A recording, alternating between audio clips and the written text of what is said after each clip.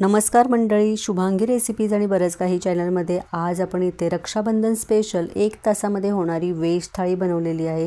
Video skip न करता संपूर्ण बघा आणि व्हिडिओ जर आवडला तर एक लाईक नक्की करा।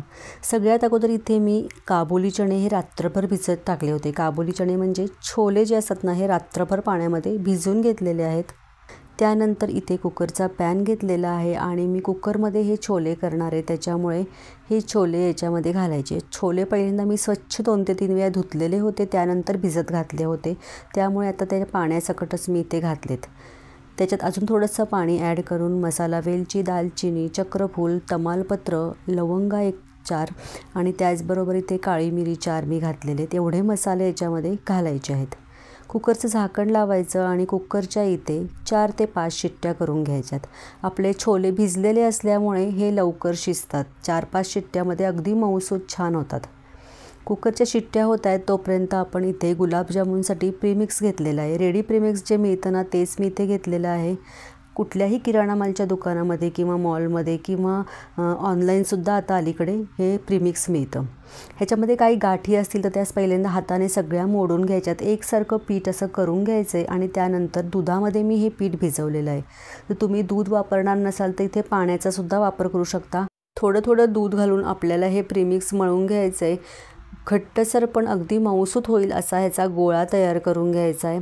तुम्ही आता पाहू शकता मी हे पीठ भिजवून घेतलेलं आहे। घट्टसर असा गोळा केला आहे पण अगदी मऊसूत असा आहे।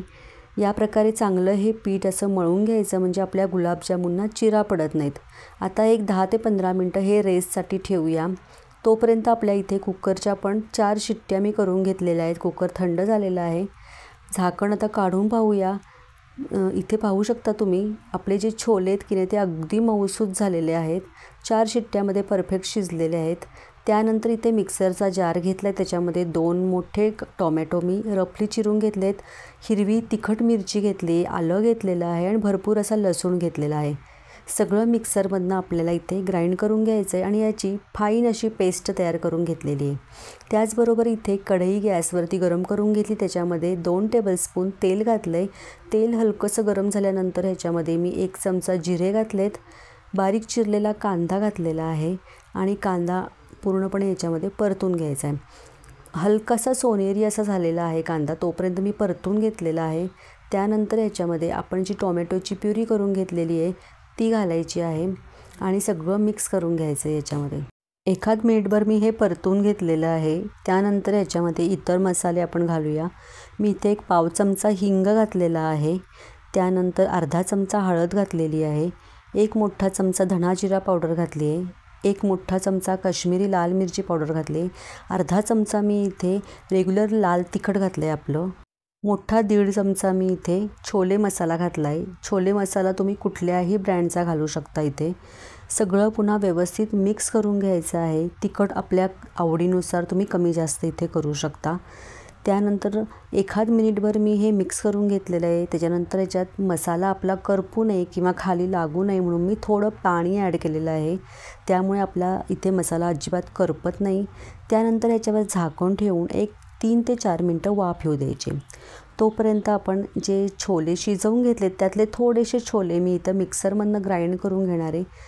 पाववाटी छोले मी मिक्सरमधनं इथे ग्राइंड करून ह्याची पेस्ट करून घेतलेली आहे। आपला इथे मसाला पण शिजलेला आहे, झाकण काढलेलं आहे मी, बघू शकता मसाला इथे तयार झालेला आहे।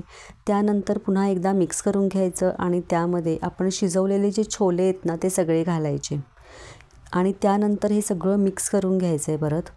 त्यानंतर आपण जी मिक्सरमध्ये छोलेची थोडीशी पेस्ट करून घेतली होती ती सगळी याच्यामध्ये घालायची। असं घातल्यामुळे काय होतं की आपल्या या छोलेचा जो रस असतो ना तो दाटसर असा होतो अगदी। आता इथे मी रसवाले जरा छोले करणार आहे, त्याच्यामुळे दाटसर असा मी रस करून घेतलेला आहे। त्याचबरोबर चवीनुसार याच्यामध्ये मीठ घातलेलं आहे। मीठ घालून पुन्हा हे सगळं मिक्स करून घ्यायचं आहे। यानंतर याच्यामध्ये भरपूर बारीक चिरलेली कोथिंबीर घालायची आणि आता हे चांगलं शिजू द्यायचं। जसं जसं हे जास्त शिजेल तसं तसं हा रस आहे ना दाटसर असा होत जातो। त्यानंतर सगळ्यात शेवटला मी इथे कसुरी मेथी घातलेली आहे आणि 10 मिनटं चांगलं हे उकळून घेतलेलं आहे। मस्त आपले हे छोले इथे तयार झालेले आहेत। आता हे साईडला ठेवलेलं आहे आणि त्यानंतर इथे मी 2 वाटी बासमती तांदूळ घेतलेले आहेत। आपण इथे पुलाव करणार आहोत, पण एक साधा सिंपल झटपट होणारा असा हा पुलाव आहे आणि पण तेवढाच अगदी चविष्ट असा आहे। तांदूळ पहिल्यांदा स्वच्छ इथे धुवून घेतलेत 2 वेळेला। त्यानंतर इथे मिक्सरचा जार घेतला, त्याच्यामध्ये 3 हिरव्या मिरच्या तिखटवाल्या लवंगी घेतलेल्या आहेत। त्यानंतर इथे मी 10 ते 15 लसणाच्या पाकळ्या घेतल्यात आणि 1.5 इंच आलं घेतलेलं आहे। त्याचबरोबर इथे देठासकट कोथिंबीर घेतलेली आहे भरपूर अशी। सगळं मिक्सरमधनं हे फिरवून ह्याचा ठेचा तयार करून घेतला आहे। बघू शकता या प्रकारे मस्त अगदी झणझणीत असा हा ठेचा तयार होतो। त्यानंतर इथे कुकरचा पॅन घेतलेला आहे। कुकरमध्ये मी तेल घातले 1 टेबलस्पून, मोहरी घातलेली अर्धा चमचा, जिरे अर्धा चमचा घातलेले आहेत। मोहरी इथे चांगली तडतडलेली आहे आणि जिरे पण चांगले फुललेत। त्यानंतर याच्यामध्ये 7 ते 8 मी कढीपत्त्याची पानं घातलेत। उभटसर चिरलेला 1 कांदा घातलेला आहे आणि हे सगळं व्यवस्थित मिक्स करून घ्यायचं आहे। ह्याच्यामध्ये इतर कुठल्याही भाज्या घालायच्या नाही आहेत। हा प्लेन पुलाव आहे, पण अतिशय चविष्ट होतो। त्यानंतर आपण जो ठेचा करून घेतलेला आहे मिरचीचा, आलं, लसूण, मिरची आणि कोथिंबीर सगळं ह्याच्यामध्ये घालायचं आहे।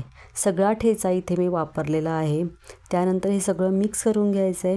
1 मिनिट हे चांगलं परतवून घ्यायचं आहे। त्याच्यानंतर ह्याच्यामध्ये आपण जे धुवून ठेवलेले तांदूळ आहेत ना, ते तांदूळ घालायचेत आणि तांदूळ घातल्यानंतर पुन्हा हे सगळं मिक्स करून घ्यायचं। त्यानंतर आता ह्याच्यामध्ये 1 ते 2 मिनटं आपण हे तांदूळ ह्याच्यामध्ये भाजून घेतलेले आहेत आणि त्यानंतर चवीनुसार मीठ घालायचं आहे। थोडीशी कोथिंबीर बारीक चिरून घातलेली आहे। पुन्हा मीठ घातल्यानंतर हे परत मिक्स करून घ्यायचं। इथे जो तांदूळ आहे ना, तो व्यवस्थित भाजला गेला ना की आपला पुलाव खूप छान होतो। त्यानंतर मिक्सरच्या जारमध्ये थोडं मी पाणी घालून ते घातलं आहे आणि त्यानंतर 2 वाटी तांदूळ आहेत म्हणून मी इथे 4 वाटी इथे पाणी घातलेलं आहे। परफेक्ट आपला इथे पुलाव हा तयार होतो। त्यानंतर इथे कुकरचं झाकण लावायचं आहे आणि कुकरच्या इथे फक्त 2 शिट्ट्या करून घ्यायच्यात आपल्याला। 2च शिट्ट्यामध्ये आपला मस्त चवीचा हा पटकन होणारा पुलाव तयार होतो। त्यानंतर इथे मी गुलाबजामुनचं आपण जे प्रीमिक्स भिजवून ठेवलं होतं त्याला पण एक 10-15 मिनटं होऊन गेलेले आहेत। पुन्हा एकदा चांगलं मळून घ्यायचं। असं चांगलं मळून घेतलं ना की त्याला चिरा जात नाहीत। आपण जेव्हा गुलाबजामुन वळतो म्हणजे गोळे तयार करतो तेव्हा त्याला चिरा पडत नाहीत। आता या प्रकारे मी जरासे लांबुडके असे गोळे केले आहेत। तुम्ही गोलसर करू शकता किंवा असे या प्रकारे लांब करू शकता, कुठलाही शेप देऊ शकता। या प्रकारे मी आता सगळे असे गुलाबजामुन इथे तयार करून घेते। इथे कढईसुद्धा तोपर्यंत गरम करून घेतली। त्याच्यामध्ये मी 500 ग्रॅम मी इथे साखर घेतलेली आहे। आपल्याला साखरेचा पाक तयार करून घ्यायचा आहे आणि जेवढी साखर आहे तेवढी बुडेल तेवढं पाणी इथे घालायचं आहे। जास्त पाणी घालायचं नाही आहे, साखर बुडेल इतकंच पाणी याच्यामध्ये घालायचं आहे आणि सगळं हलवून घ्यायचं आहे। साखर आपली इथं पूर्णपणे विरघळायला पाहिजे। गॅसची फ्लेम स्लो ठेवायची।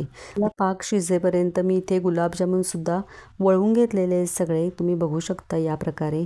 त्यानंतर कुकरच्यासुद्धा 2 शिट्ट्या झालेल्या आहेत आणि आता कुकरचं शिट्टी गार झालेली आहे। झाकण आपण काढून बघितलेलं आहे। मस्त आपला हा पुलाव इथे तयार झाला आहे, अगदी मोकळा सळसळीत आणि मस्त असा याचा आलं लसणाचा इतका मस्त घमघमाट सुटला आहे ना। खरंच तुम्ही या प्रकारे एकदा हा पुलाव करून बघा। ह्याच्यामध्ये इतर कुठल्याही भाज्या घातल्या नाहीत पण चवीला अप्रतिम असा होतो। त्यानंतर एक 5-7 मिनटं होऊन गेलेली आहेत। आपला इथे पाकसुद्धा चांगला उकळायला लागलेला आहे। त्याच्यामध्ये मी अर्धा चमचा वेलची पावडर घातलेली आहे आणि तुम्ही बघू शकता साखर पूर्णपणे विरघळलेली आहे। आता गॅसची फ्लेम मोठी करायची आहे आणि फुल गॅसवरती आपल्याला ही एक उकळी येऊ द्यायची। अशी एक उकळी आली की गॅस बंद करायचा आहे। आपला इथे परफेक्ट पाक हा तयार झालेला आहे। आता पाक तयार झाला आहे, साईडला ठेवला आहे। तोपर्यंत इथं तेलसुद्धा मी कडकडीत अगदी गरम करून घेतलेलं आहे। आता गॅसची फ्लेम स्लो करायची आणि स्लो गॅसवरती आपल्याला हे गुलाबजामुन तळून घ्यायचे आहेत। एक लक्षात ठेवा, हे गुलाबजामुन स्लो टू मीडियम ह्यामध्येच तळून घ्यायचे आहेत, म्हणजे काय होतं ते आतमध्ये कच्चे राहत नाहीत। नाहीतर काय होतं वरच्यावर ते तळले जातात, पटकन सोनेरी होतात किंवा करपतातसुद्धा आणि आतमधनं मात्र हे गुलाबजामुन पूर्ण कच्चे असतात। तसं होऊ नये यासाठी म्हणून हे पहिल्यांदा तेल गरम करून घ्यायचं, नंतर स्लो टू मीडियममध्ये ठेवायचं आणि सतत हलवत आपल्याला हे उलटपालट करत छान असे सोनेरी होईपर्यंत तळून घ्यायचे आहेत। म्हणजे काय होतं ते आतपर्यंत छान तळले जातात, अजिबात कच्चे राहत नाहीत। मस्त असा बदामी सोनेरी कलर आलेला आहे, तुम्ही बघू शकता। तेल ह्यातलं सगळं नितळून घ्यायचं आहे आणि हे गुलाबजामुन तळलेले काढून घेते मी। या प्रकारे सगळे इथे गुलाबजामुन आता तळून घेणार आहे। मस्त असा कलर आलेला आहे, तुम्ही बघू शकता। छान असे हे आपले गुलाबजामुन इथे तळले गेलेले आहेत आणि आपला पाकसुद्धा तयार झालेला आहे। आता हे तळलेले तयार गुलाबजामुन आहेत ना, या गरम पाकात घालायचे, लगेचच घालायचे। पाक जेव्हा तुम्ही गुलाबजामुन तळलेले घालता तेव्हा की नाही पाक आपला गरम असणं अगदी आवश्यक आहे। या प्रकारे उरलेले सगळे गुलाबजामुन मी तळून घेतले आणि या पाकामध्ये घातलेत। आता या पाकामध्ये घातल्यानंतर 1 ते 2 तास हे चांगले मुरूत ठेवायचे, म्हणजे जसे मुरतील तसे छान असे ते फुगतात। आता तुम्ही बघू शकता मी 1 तास झालेला आहे, तुम्हाला गुलाबजामुन दाखवते। 1 तासानंतर आपले हे मस्त असे टम्म फुगलेले गुलाबजामुन झालेले आहेत। मस्त पाकामध्ये हे मुरतात, पाक आतपर्यंत गेल्यानंतर ह्याची चव पण खूप छान येते, गोडसर अगदी होतात। त्यामुळे हे जास्तीत जास्त हे मुरून घ्यायचे। यासाठी आता 1 तासामध्ये मस्त हे गुलाबजामुन तयार झालेले आहेत। आपला इथे सगळा स्वयंपाक तयार झालेला आहे। मी आता ताटलीमध्ये सगळं वाढती आहे। आपले छोले, गुलाबजामुन, नंतर पुलावा, मी साधी पोळी केलेली आहे आणि इथे मी आंब्याची चटणी घातली आहे। तुम्ही तो व्हिडिओ बघितला नसेल तर नक्की बघा। आणि इथे सॅलेड गाजर म्हणून चिरून घेतलेला आहे। मस्त अगदी झटपट 1 तासामध्ये होणारी ही व्हेज थाळी कशी वाटली नक्की कमेंट करून सांगा। यूट्यूबवर व्हिडिओ बघत असाल तर लाईक, शेअर, सबस्क्राईब करा आणि फेसबुकवर व्हिडिओ बघत असाल तर लाईक, शेअर, फॉलो करायला विसरू नका।